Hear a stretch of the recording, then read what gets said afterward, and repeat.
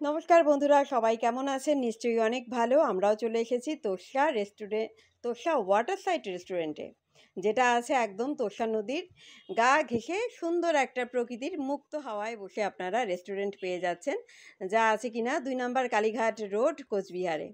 দেখতেই পাচ্ছেন খুব সুন্দর একটা তোর্ষা নদী বয়ে চলেছে, আর তার পাশেই রয়েছে এই রেস্টুরেন্টটা। আর এখানে কিন্তু আছে নৌকা ভ্রমণের সুবন্দোবস্ত ব্যবস্থা। এই কারণেই বলছি নৌকাটা এতটাই সুন্দর, সেটাও অনেক দূরে আছে, একটু পরেই আসছে, সেটাও দেখাবো। তার আগে বান্ধবীদের সঙ্গে একটু গল্প করার পালা।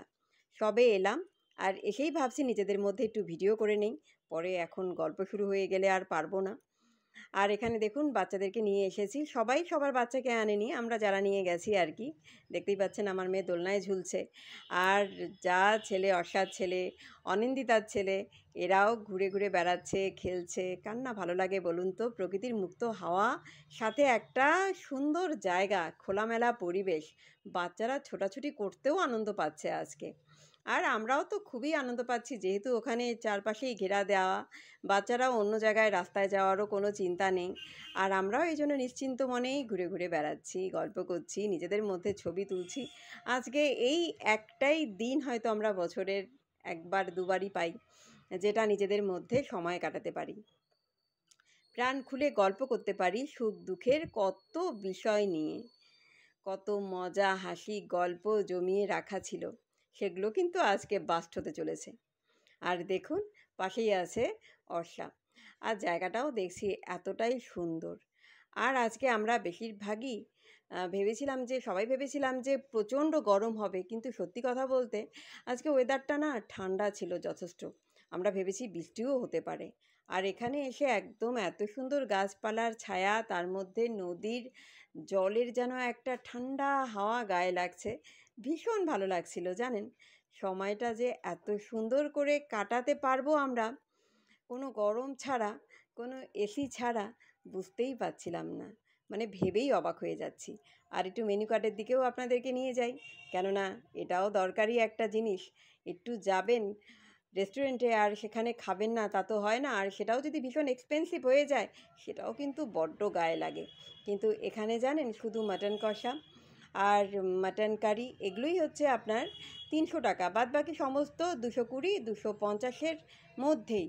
কাজেই যথেষ্টই রিজনেবল ছিল। আমরা পকোড়া নিয়েছিলাম, কেননা ঘরের থেকে খেয়েই যেহেতু বেরিয়েছিলাম, পুজোর সময় একটু হেভি খাওয়া হচ্ছে, রাতে ঘোরা হচ্ছে সবার, সেই কথা মাথায় রেখে আমরা জাস্ট নামে মাত্রই খাবার নিয়েছিলাম আজকে। আর পকোড়াটার কেমন টেস্ট সেটাও আমাদেরকে বলছে আমার মেয়ে। বলছি তুমি একটু বলো কেমন। ও বলল হ্যাঁ ভালো। পরপর আমরাও খেলাম যে না, সত্যি ভালো, ভীষণই ফ্রেশ ছিল। এবং আপনারা যদি চান, এর কন্ট্যাক্ট নাম্বারও আমি দিয়ে দিচ্ছি, আমার সেটা ডেসক্রিপশন বক্সেই থাকবে কন্ট্যাক্ট নাম্বার, এবং এখানকার লোকেশনটাও আমি দেওয়ার চেষ্টা করব। সেই অনুযায়ী আপনারা এসে কিন্তু ভিজিট করতে পারেন। এখন আমাদের চলে এলো লস্যি, এবং লস্যি খেয়েই আমরা ভাবছি নৌকো ভ্রমণে যাব। আর দেখুন নৌকোটা এতটাই সুন্দর, খুব সুন্দর, কিন্তু এখানে একটা প্রবলেম যে লাইফ জ্যাকেট নেই। আপনাদের এরকম করেই বসার সিট, এখানে চাইলে আপনারা খেতেও পারবেন, সেই ব্যবস্থাটাও কিন্তু আছে। তার জন্য হয়তো আলাদা পেমেন্ট করতে হবে কি না আমার জানা নেই, তবে এখন আমাদের তো নৌকো চালু হয়ে গেল। খুবই সুন্দর পরিবেশ, আর এত সুন্দর হাওয়াটা লাগছিল। আর আমরাও বলছিলাম, তার আগে আপনাদেরকে বলে রাখি, 1 কিলোমিটার যাবে নৌকা, আর 1 কিলোমিটার রিটার্ন হবে। এই কন্ট্যাক্ট হচ্ছে 2 কিলোমিটার, আর আপনাদেরকে পেমেন্ট করতে হবে 50 টাকা, বাচ্চাদের জন্য কোনো টাকা লাগবে না। এই হচ্ছে নৌকায় ভ্রমণ করলে আপনাদেরকে 50 টাকা দিতে হবে। আর দেখুন আমরা সবাই সবার বাচ্চাকে সামাল দিচ্ছিলাম, আর নিজেদের মধ্যে ছবি তোলা, গল্প করা, এগুলো তো চলছেই। পাশেই রয়েছে সুন্দর কাশবন, সেটাও কিন্তু ভীষণ সুন্দর। আর এই কাশফুল মানেই কিন্তু শরতের একটা একটা কি বলবো, পুজোর আমেজ, যেটা আমরা খুঁজে পাই, যে মা আসছে, মা আসছে, মা আসছে। দীর্ঘদিনের সেই 1 বছরের প্রতীক্ষা যেন এই কাশফুল দেখলেই কিছুটা হলেও পূরণ হয়ে যায়। এই কাশফুলই বলে দেয় যে মায়ের আগমন বার্তা। ঠিক বললাম না? এখানে কিন্তু দারুণ সুন্দর হাওয়া, আর নদীটা দেখে এখন দেখুন, একদম কিন্তু নদীতে কোনো ঢেউ নেই, কিচ্ছু নেই, এরপরেই আসছে সমস্যা। এ কারণেই বলছি, আমি দূরের থেকে দেখতে পাচ্ছিলাম, যেহেতু ভিডিও করছিলাম সমস্ত ক্যামেরায় আমার আসেনি, তো দূরের থেকে দেখতে পাচ্ছিলাম একটা বালুর একটা ঝড়, একটা ঘন সাদা হাওয়া বইছে। তা আমি অতটা গুরুত্ব দেইনি, ভাবলাম যে চরের বালু মনে হয় এরকম করেই হাওয়াতে উড়ে উড়ে যায়। কিন্তু তার আগে বলে রাখি, এই যে এত সুন্দর একটা বসে যে হাওয়া খাচ্ছি নৌকোয়, এটা কিন্তু আমার মনে হয় আপনারা যখনই যাবেন একটু সময় নিয়ে যাবেন, যাতে আপনারা নৌকা বিহারটা করতে পারেন। কেননা এখানে মনে হবে যে শুধু বসেই থাকি বসেই থাকি। এতটা সুন্দর জায়গা আর মনোমুগ্ধকর পরিবেশ, আর কিচ্ছু বলারই নেই।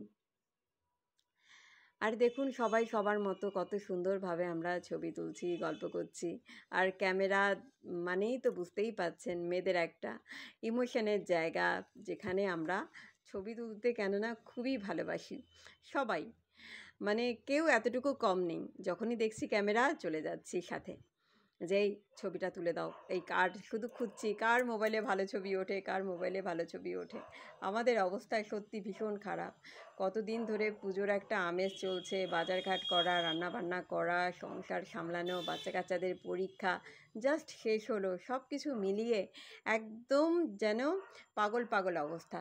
কিন্তু দেখুন সেখান থেকে বেরিয়ে আমরা আজকে এতটা সুন্দর সময় কাটাতে পারছি, এটাও বা কম কিসের বলুন।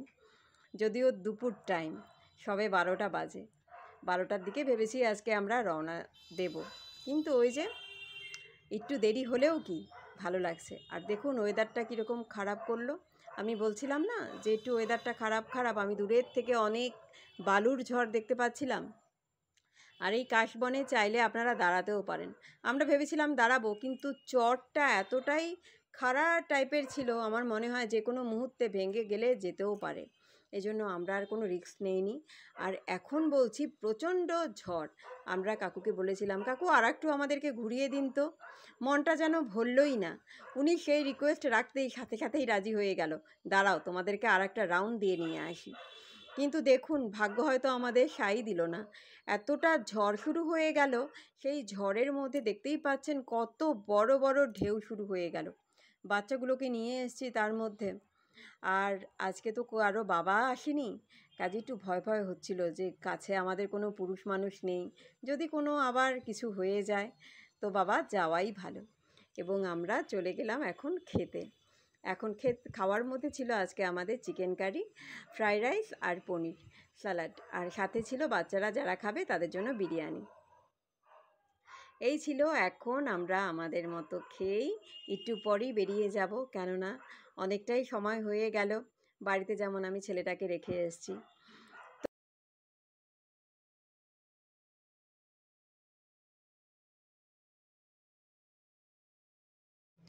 আর দেখবেন খাওয়া দাওয়া হয়ে গেলে তখন মনে হয় একদম মনটা বাড়ি বাড়ি করে। ভুল বললাম কি? না না, একদম ঠিকই বলেছি। এখন খেয়ে দিয়ে জানেন বাড়ি যেতে পারলেই বাঁচি। অনেকটা সময় হয়ে গেল, তার মধ্যে বাচ্চাটাও মামা করছে বুঝি। চলুন যাওয়া যাক।